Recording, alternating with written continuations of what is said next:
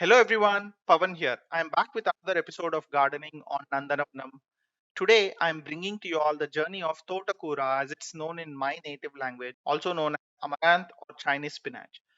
In this video, I'll cover its journey from seed to harvest. If you are here for the first time, welcome. My name is Pavan and I make gardening videos for fun. Please do subscribe to the channel for great gardening tips and harvest videos. I'm extremely fond of this leafy vegetable and dearly missed eating it fresh since moving to US. I rarely found good quality of these greens at the grocery stores in my part of the US. I could easily find frozen totakura like this in Indian grocery stores and it's good to make dal.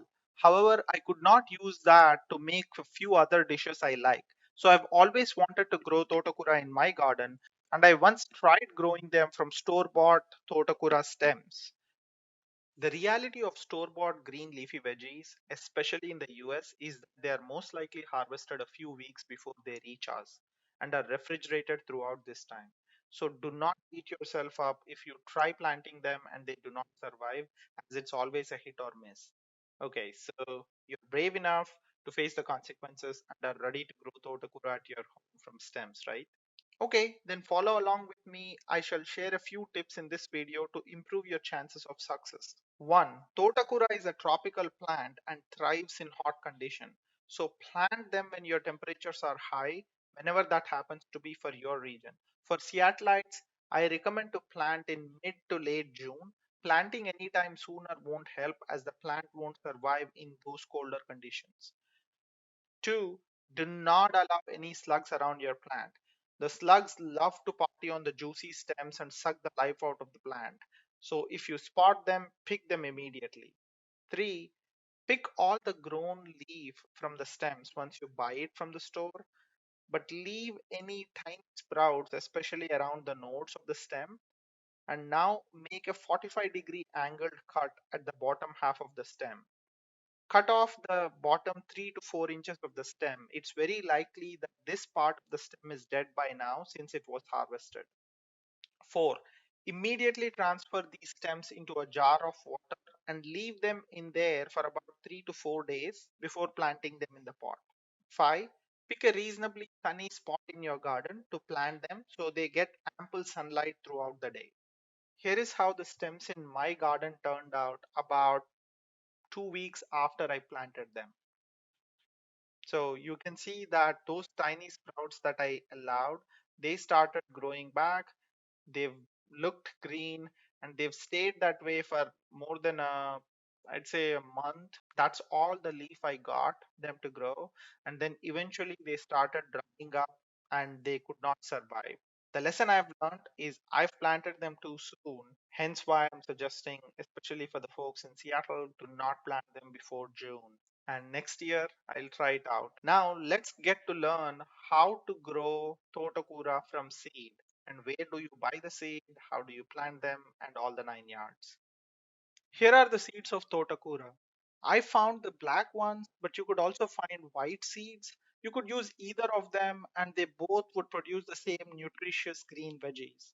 An interesting fact I've learned recently is that these seeds are considered a grain, and this crop was cultivated heavily by the ancient Aztec and Inca tribes in South America. Till date, this is one of the staple grain in many parts of Latin America. In recent decades, this crop is also being grown very heavily in China.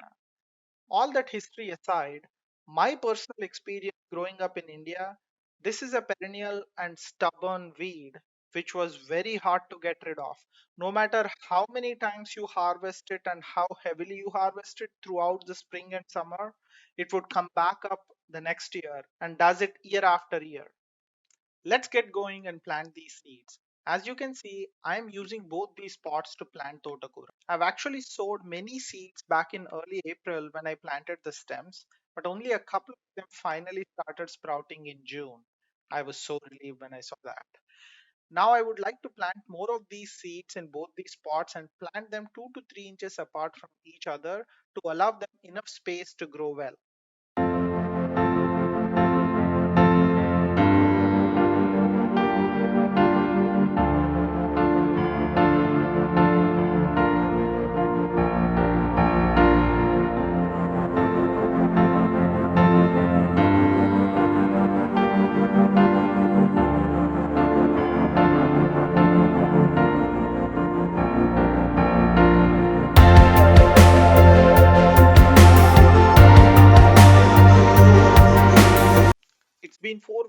I planted the first batch of Thotakura. So it's time to give the plant some homemade organic fertilizer, which I've given the plant in addition to watering them regularly. Some of these leaves are starting to cripple, which tells me that there are some snails and slugs lurking around.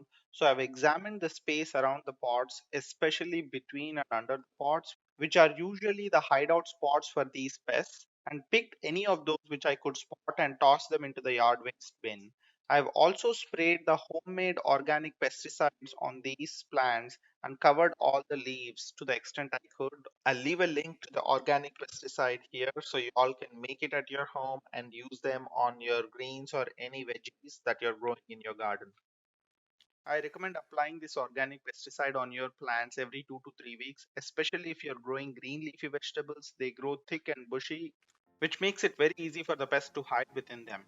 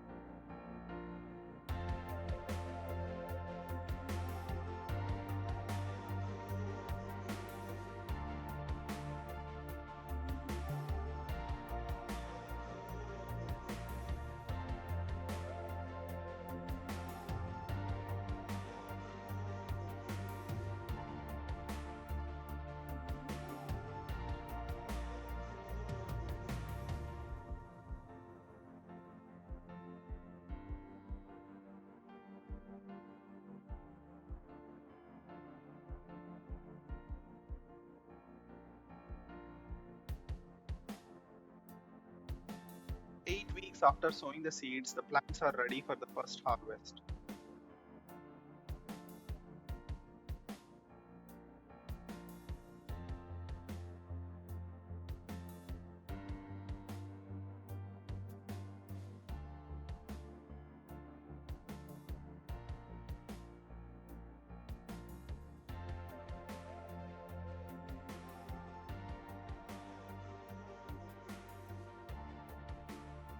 Similar to the pruning of other plants, when you're harvesting leafy greens, you also want to make the cuts to top of the plant and then pick any of the leaves that are growing beneath the sprouts.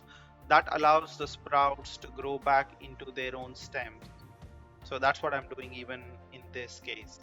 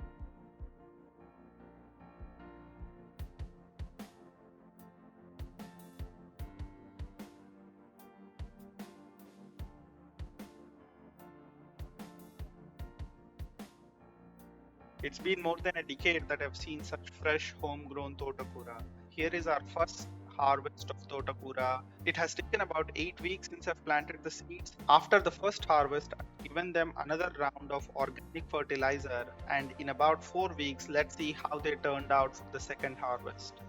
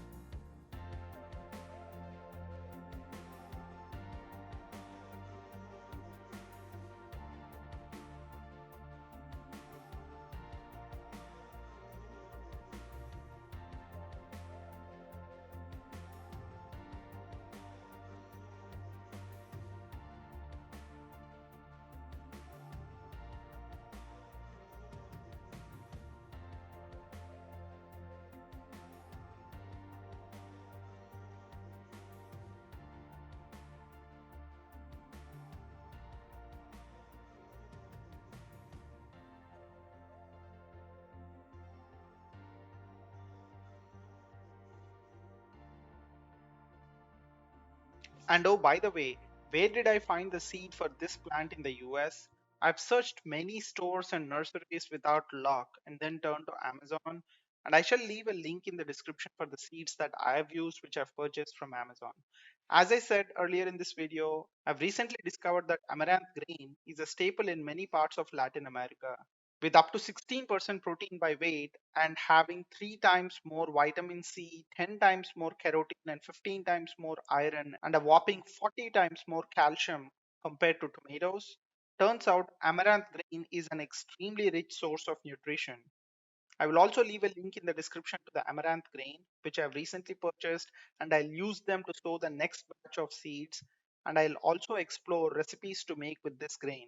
If something turns out interesting, I shall post a video on that later. Here is the bounty of leaf from today's harvest. I've harvested both Thotakura and Bachalikura today. Stay tuned for another interesting video on the journey of Bachalikura from seed to harvest. Thanks for being with me today. Hope this information is helpful. If you like the video, please smash that thumbs up button and help me reach more audience. Do not forget to leave your comments and let me know how it worked out for you. Happy gardening. This is Pavan signing off until the next video. You all have fun gardening and growing more food in your garden.